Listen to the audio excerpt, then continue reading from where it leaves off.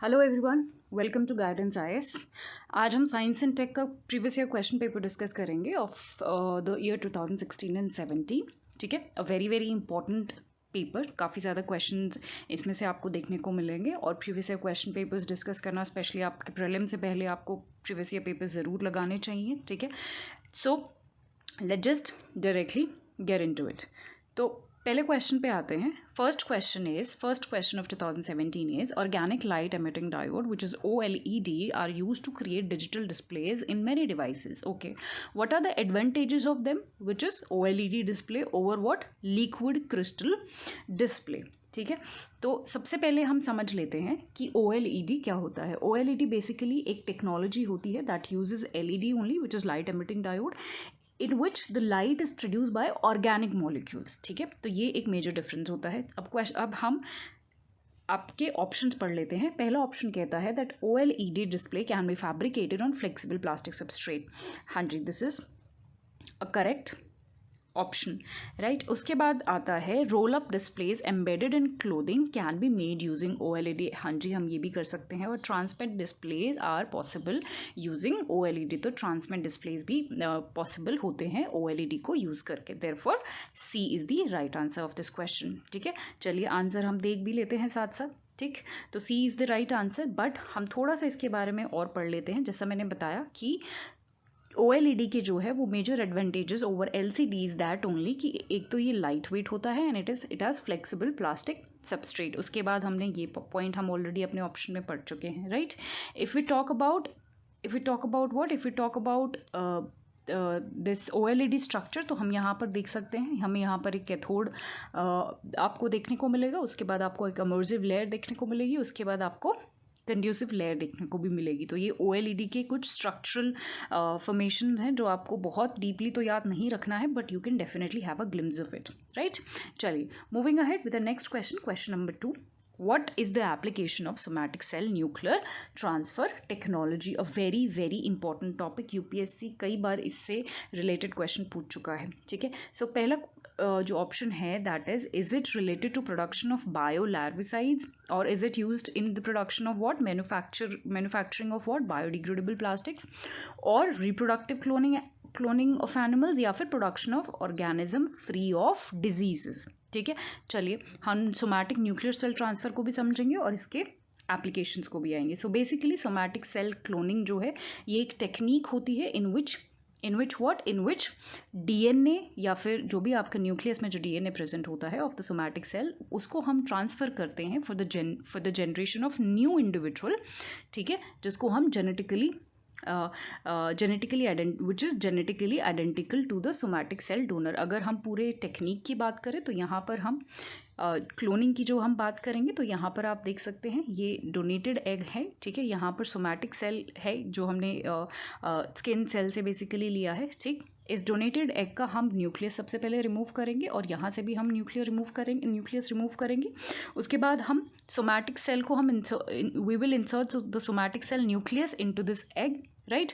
और उसके बाद हम इसका सेल डिविजन करा देंगे या फिर उसकी क्लोनिंग करा देंगे। ठीक है, and finally we will get the desired results. ये आपका एक टेक्निक है छोटी सी जो आपको याद रखनी है बिहाइंड सोमैटिक सेल क्लोनिंग।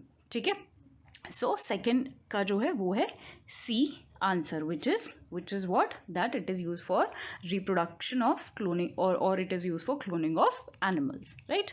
चलिए आगे बढ़ते हैं। next up we have question number 3, which is in India is it legally mandatory for which of the following to report on the cyber security incidents? okay, पहला question देख लेते हैं, पहला option देख लेते हैं। ऑप्शन 1 says सर्विस प्रोवाइडर्स के लिए लीगली मैंडेटरी है या फिर डेटा सेंटर्स के लिए है या फिर बॉडी कॉर्पोरेट्स के लिए है। ये तो बहुत ही बेसिक क्वेश्चन है और बहुत ही ईजी क्वेश्चन भी है, तो ये तीनों के लिए ही लीगली मैंडेटरी है। Therefore D is the right answer of this question. ठीक है, अगर हम थोड़ा सा इसके बारे में साइबर सिक्योरिटी रूल्स के बारे में बात करें तो हम अपने नेक्स्ट स्लाइड पे चलते हैं, विच सेज कि जो सर्टेन रूल्स है हमारे यहाँ पर, which is CERT-In is the Indian computer emergency response team, ठीक है। ये बेसिकली एक government mandated IT security organisation है।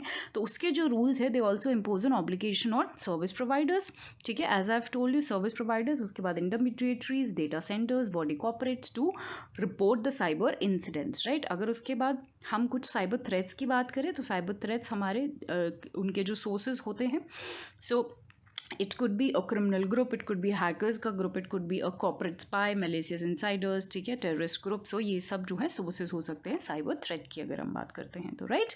that was all about this. Next up we have question number 4, what is the purpose of evolved laser interferometer space antenna, that is ELISA project। ये एक repeated question है, ठीक है, ये एक repeated question आपको देखने को मिलेगा, इसीलिए हमारे लिए important भी हो जाता है to understand about ELISA, right। so option देख लेते हैं। option, पहला option कहता है is it to detect the neutrons or to detect the gravitational waves or to detect the effectiveness of a missile defense system। तो ये तो अगर आपको थोड़ा सा भी आइडिया होगा, so it is not nowhere related to the missile defense system, okay।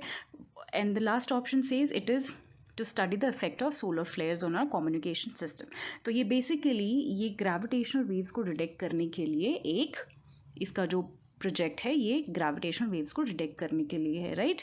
चलिए आगे देखते हैं, इसके बारे में थोड़ा सा अच्छे से हम समझ लेते हैं। तो ELISA जो है वो हमें पता है एक मिशन है which aims at exploring the gravitational waves, ठीक है, जो भी यूनिवर्स में प्रेजेंट है। ELISA mission consist of what, it consist of 2 things, और वो जो 2 मेजर चीज़ें हैं, right, it consist of 2 things. सबसे पहला आपको एक मदर एंटेना देखने को मिलेगा यहाँ पर, ठीक है, उसके बाद या फिर आप बोल सकते हो it consist of mother and 2 daughter space crafts, right. So these are the space craft जिनकी मैं बात कर रही हूँ, ठीक है, स्पेस क्राफ्ट नंबर 1 एंड 2। तो ये आपको 2 जो हैं वो डॉटर स्पेस क्राफ्ट्स मिलेंगे जो आपस में ऐसे ट्राइंगुलर शेप में कनेक्टेड होते हैं। यहाँ पर आपको इन्फेरोमीटर मिलेगा और इसी इन्फेरोमीटर की मदद से हम ग्रेविटेशनल वेव्स को डिटेक्ट करते हैं। So this is the primary objective and this is the primary purpose behind ELISA, alright. चलिए आगे बढ़ते हैं to next question, question number 5। The term domestic content requirement is sometime seen in news with reference to what, ठीक है। सो ये basically the option says कि क्या ये यूज़ होता है with reference to solar power production in our country, ठीक है, solar power production in our country, or is it like related with granting licensing to foreign TV channels in our country, या फिर exporting our food products to other countries, or permitting the foreign educational institutions to set up their campuses in our country. So basically ये जो है solar power production से related है, therefore A is the right answer. हम इसके बारे में थोड़ा और डिटेलिंग में जान लेते हैं। तो डोमेस्टिक कॉन्टेंट रिक्वायरमेंट जो है ये न्यूज़ में इसीलिए भी रहता है क्योंकि WTO के कुछ एलिगेशंस हैं हमारे ऊपर, या फिर आप बोल सकते हो कि ये एक बहुत डिस्प्यूटेड टॉपिक है क्योंकि WTO की वजह से, बिकॉज हमारे यहाँ पर जो आपने सुना होगा इंडिया नेहरू सोलर मिशन जो है, ठीक है, which favours the Indian manufacture of solar panels and cells in government procurement, right, जिसको हम DCR भी बोलते हैं।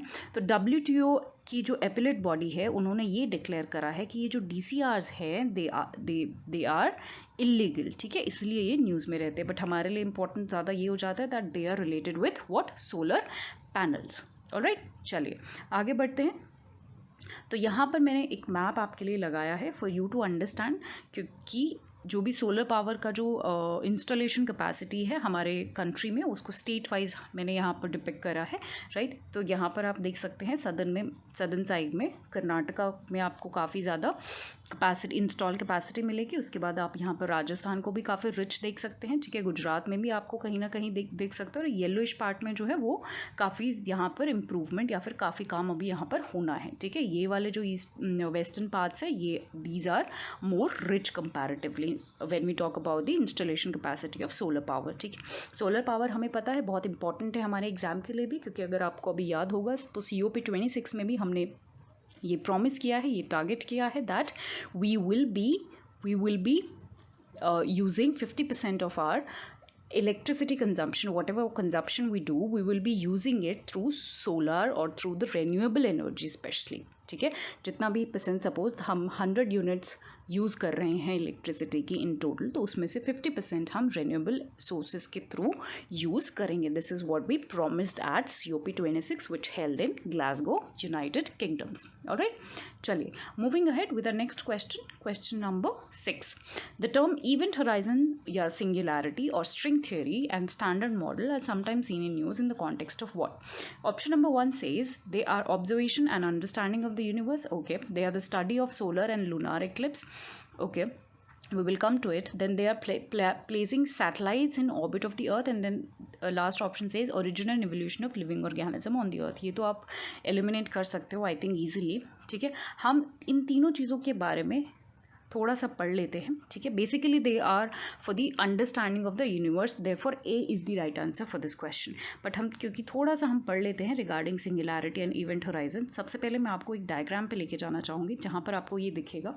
तो सिंगुलैरिटी जो है वो आपको यहाँ पर दिख रही है. ठीक है, सिंगुलैरिटी, ये सिंगुलैरिटी आप देख सकते हो. ये बेसिकली हम इसको ग्रेविटेशनल सिंगुलैरिटी भी बोलते हैं. This is basically a condition in which the gravity is so intense that the space time itself breaks down, right. And if you talk about the event horizon is a boundary. Like यहाँ पर आप देख सकते हो ये boundary पे situated है. So it is like a boundary defining the region of space around a black hole. ठीक है, this is black hole. ठीक है,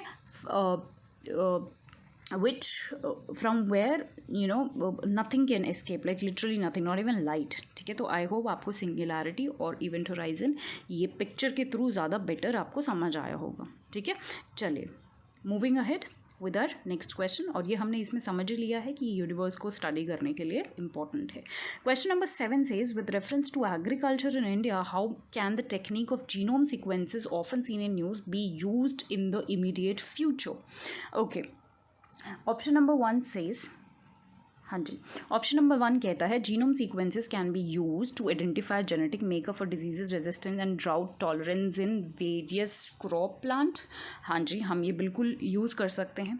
ठीक है, एज अ जेनेटिक मेकर हम उनको यूज़ कर सकते हैं ताकि हम ऐसे प्लांट्स या फिर ऐसी क्रॉप्स उगा सकें which are drought tolerant, also at the same time disease resistance भी उनमें प्रेजेंट हो. ठीक है, this is one of the applications of genome sequences. आप ये बायोटेक्नोलॉजी वाले पार्ट में पढ़ेंगे. उसके बाद option number 2 says the technique helps in reducing the time required to develop new variety of crops. Exactly, अगर हम ये सब कर रहे हैं तो कहीं ना कहीं अगर हम डिजीज़ रेजिस्टेंट बना रहे हैं, ड्रॉट रेजिस्टेंट बना रहे हैं, ठीक है, तो कहीं ना कहीं हम एक अलग कुछ नया क्रॉप ही कहीं ना कहीं डेवलप कर रहे हैं, right. It can also be use to decipher the host pathogen relationship in the crop. Definitely हम ये कर सकते हैं और हम ये करेंगे तभी होस्ट पैथोजन की जो रिलेशनशिप है उसको आइडेंटिफाई करेंगे, तभी कहीं ना कहीं हम डिजीज़ रेजिस्टेंट प्लांट बना पाएंगे. ठीक है, तो therefore all the options are correctly mention about genome sequences. मैं आपको एक डायग्राम के थ्रू ये बहुत अच्छे से थोड़ा सा समझाना चाहती हूँ. ठीक है, द डायग्राम इज़ हियर. तो जीनोम सीक्वेंसिंग में क्या होता है या फिर रिकॉम्बिनेंट प्लाज्मिड DNA टेक्नोलॉजी में क्या होता है, इट इज़ बेसिकली इसमें हम क्या करते हैं, हम एक बैक्टीरियल प्लाज्मिड लेते हैं. ठीक है, और उसके बाद हम एक जीन लेते हैं, जो भी जीन हमें चाहिए होता है, जो भी हमें यूज़, अगर हमें कोई प्लांट को डिजीज रेजिस्टेंट बनाना है तो हम उस हिसाब से जीन लेते हैं. So this is what gene of interest. So we take it, right, we insert the gene of interest into the plasmid DNA like we are doing here. ठीक है, उसके बाद इसको हम क्या बोलेंगे, रिकॉम्बिनेंट DNA प्लाज्मिड. उसके बाद हम इकोलाई सेल में उसको डाल देंगे. ठीक है, बैक्टीरियल DNA उसको हम डाल देंगे और उसके बाद we will put it to cloning या फिर बैक्टीरियल क्लोनिंग. ठीक है, वहाँ से हमें जो भी डिजायर्ड नंबर्स हैं वो फाइनली मिल जाएंगे. This is the technology behind genome sequencing. Alright, चलिए अब next we have next question number 8. Which of the following statement is correct regarding smart India hackathon 2017? Okay, so first option says it is centrally sponsored scheme for developing every city of our country into smart cities in a decade. Okay, we will understand this. Second is it is an initiative to identify new digital technology innovation for solving many problems faced by our country. Third option says it is a program aimed at aiming all financial transactions in our country completely digital in a decade. So basically ये जो है आपका एक initiative है ताकि हम नई technologies को आइडेंटिफाई कर सके या फिर to identify new digital technology innovation to solve many problems faced by our country, right? Therefore B is the right answer for this question. ठीक, आप यहाँ पर देख सकते हैं स्मार्ट इंडिया हैकेथन के बारे में, which also says this is the biggest open innovation model, right? 2018 के बारे में हम ये बात कर रहे हैं. ओके, चलिए next up we have is question number 9. Question number 9 says Project Loon, sometimes seen in news, is related to what? तो प्रोजेक्ट लून जो है वो किस चीज़ से रिलेटेड है? Is it related to waste management technology, okay, or is it related to wireless communication technology, या फिर सोलर पावर प्रोडक्शन टेक्नोलॉजी से रिलेटेड है, या वाटर कंजर्वेशन से रिलेटेड है? तो प्रोजेक्ट लून जो है वो बेसिकली एक वायरलेस कम्युनिकेशन टेक्नोलॉजी है. हम इसके बारे में थोड़ा सा समझेंगे how this is wireless communication technology. तो प्रोजेक्ट लून, जैसे मैंने आपको अभी बताया, it aims to help connect remote regions of the world to the internet via network of balloons floating in the sky beaming internet. ठीक है, आप यहाँ पर देख सकते हैं इसका जो पहला स्टेप है वो है it's how it connect. It basically specialise internet antenna होता है on the ground. It send signal to the balloon. उसके बाद जो बलून होता है it send signal to the neighbouring balloon, and then finally the signal reaches to the ground station connected to the local internet provider which provide service through the network balloons. This is how project balloon the loon project works. All right, moving ahead with our next question. Question number 10. With reference to Li-Fi recently seen in news, which of the following statement is correct? Li-Fi के regarding हमने कुछ statements देखने हैं, चलिए देखते हैं. पहला option कहता है it uses light as a medium for high speed data transmission. Yes, this is correctly mention. हम इसके बारे में थोड़ा सा और जानेंगे नेक्स्ट स्लाइड्स में. Do not worry about that. It is a wireless technology and is several times faster than Wi-Fi. Definitely this is several times faster than Wi-Fi. Therefore C is the right answer because both the options are correctly mentioned here. Let us read more about this technology and especially मैं आपको इसके differences के बारे में थोड़ा बताना चाहती हूँ. So the first difference about Li-Fi and Wi-Fi says, अगर हम इनकी मीडियम की बात करें through which the data transfer, ठीक है, तो ये लाइट मीडियम होता है, यहाँ पर रेडियो वेव्स के थ्रू डेटा ट्रांसफर होता है. अगर हम प्रिवेसी की बात करें तो Li-Fi में जो है light is block by the walls and hence will provide more secure data transfer. On the another hand if you talk about wifi, तो वाईफाई या जो they can not be blocked by the walls. हम सबको पता है, we all use this, तो इतना तो आई एम श्योर आप सबको पता होगा. If you talk about the speed और the data transfer speed, it is about 1 Gbps और यहाँ पर 150 Mbps. तो आप स्पीड में भी difference I am sure observe कर पा रहे हैं. Now if you talk about the frequency of operation, ठीक है, I don't think this is that much important for our examination. Next comes coverage distance. Coverage distance ये 10 metre तक cover करता है. If you talk about Wi-Fi, it covers about 32 meters. तो आप ये बोल सकते हैं that Wi-Fi covers more distance. So these are the basic differences between Li-Fi and Wi-Fi. You must remember because UPSC has been repeatedly asking questions over them. Okay. Up next we have question number 11. With reference to AstroSat, the astronomical observatory launched by India, which of the following statements are correct? Okay.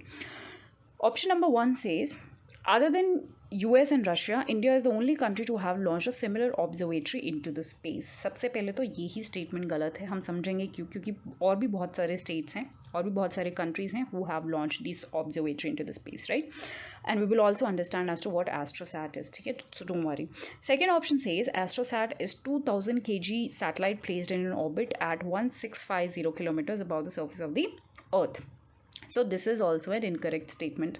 Therefore D becomes the right answer for this. But हम थोड़ा सा समझ लेते हैं how D is the right answer for this.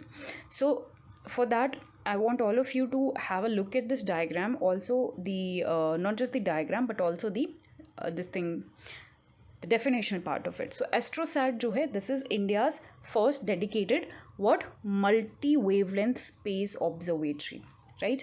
Statement 1 इसीलिए गलत है because this is the first time ISRO is launching this. ठीक है, बट इससे पहले इंडिया, नासा और उसके बाद यूरोपियन यूनियन, जापान, रशिया, ये सब इसको लॉन्च कर चुके हैं. ठीक है, therefore 1 is the wrong statement. If you talk about the second statement, तो AstroSat with lift off mass of about 1513 kg was launched into 650 kilometer orbit. ठीक है, इसीलिए सेकेंड स्टेटमेंट भी गलत हो जाता है.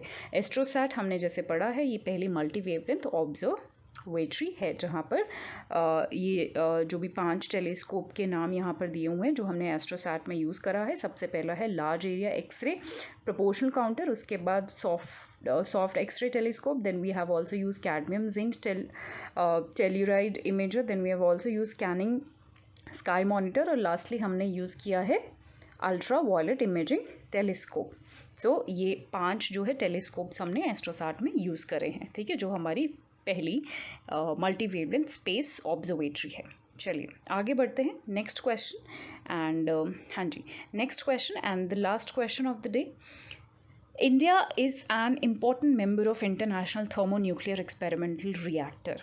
If this experiment succeeds, what is the immediate advantage for India? ठीक है, क्वेश्चन पूछ रहा है कि इंडिया जो है वो काफ़ी इंपॉर्टेंट मेंबर है of what, of international thermonuclear experimental what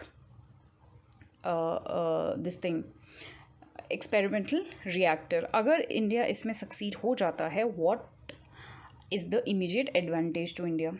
So yeah, so the first statement says it can use thorium in place of uranium for power generation. Okay, it can attain a global role in satellite navigation system, और ये drastically improve कर सकता है the efficiency of fission reactors in the power generation.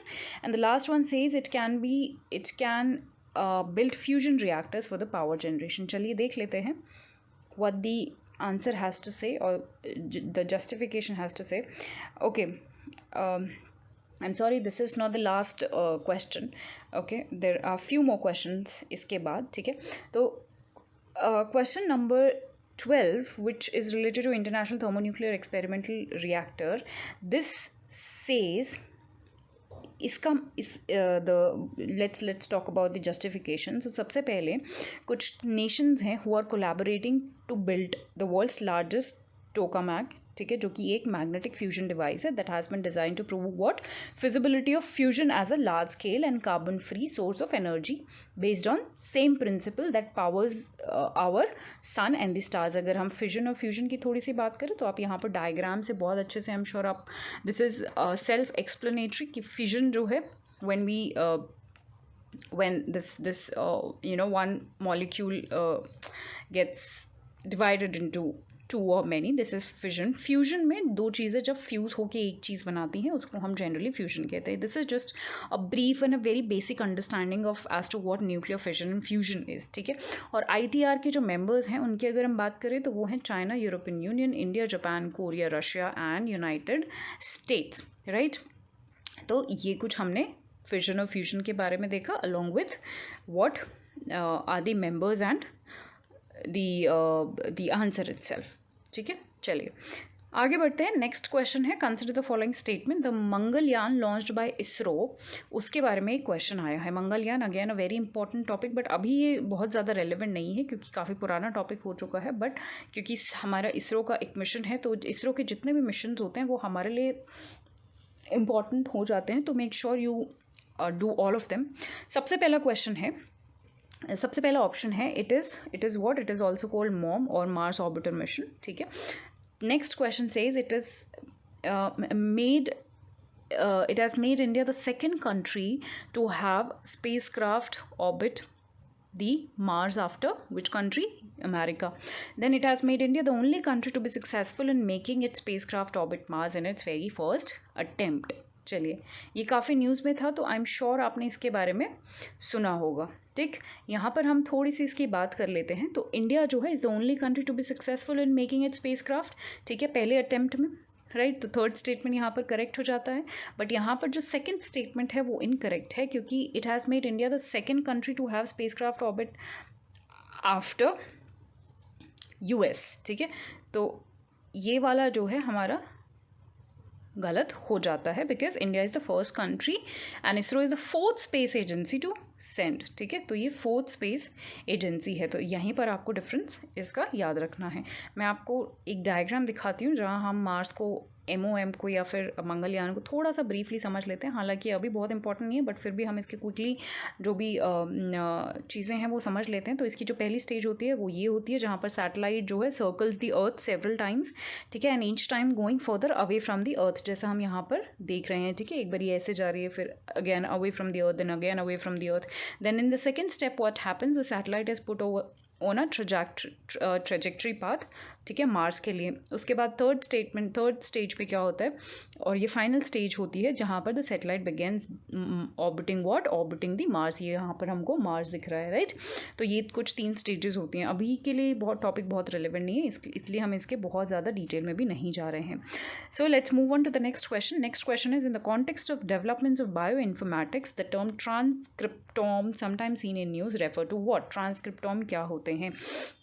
Transcriptome के बारे में मैं आपको बता देती हूँ। ये basically they are the complete set of transcripts in a specific cell type if you talk about, ठीक है। इनका सबसे बड़ा जो एप्लीकेशन होता है वो यही होता है कि ये जीन को बेटर अंडरस्टैंड करने में काम आते हैं, ठीक है। चलिए अब ऑप्शंस देखते हैं हम। So is it a range of enzyme used in the genome editing, okay, or is it the full range of mRNA molecule express by an organism? हाँ जी, this is the correct answer of this. या फिर ये description of mechanism of gene expression है? नहीं। या फिर ये मैकेनिज्म है जेनेटिक म्यूटेशन का? तो ये भी नहीं है, ठीक है। ये basically this is the full range of mRNA molecule express by the organism, और मैं इसका जो बेसिक फंक्शन है वो आपको ऑलरेडी बता चुकी हूँ, ठीक है, जो कि जीन्स की स्टडी करने में बेटर काम करता है, ठीक है। अगर हम थोड़ा सा मैं आपके उसके बारे में थोड़ा सा और बताना चाहूँ तो ये एक basically is the full range messenger RNA या फिर mRNA molecules express by the organism, और उसके हम कुछ जो एप्लीकेशंस हैं वो ऑलरेडी पढ़ चुके हैं। ये एक डायग्रामेटिक रिप्रेजेंटेशन है जो कि आपको ट्रांसक्रिप्टोम के बारे में देखने को मिलेगा। So this was all about 2016 and 2017 science and technology previous year question papers, ठीक है। हम इसके बाद 2014 और 15 के साइंस एंड टेक के क्वेश्चन पेपर्स भी करेंगे, ठीक है, and I hope they will help you, ठीक है, in your examination. Thank you so much.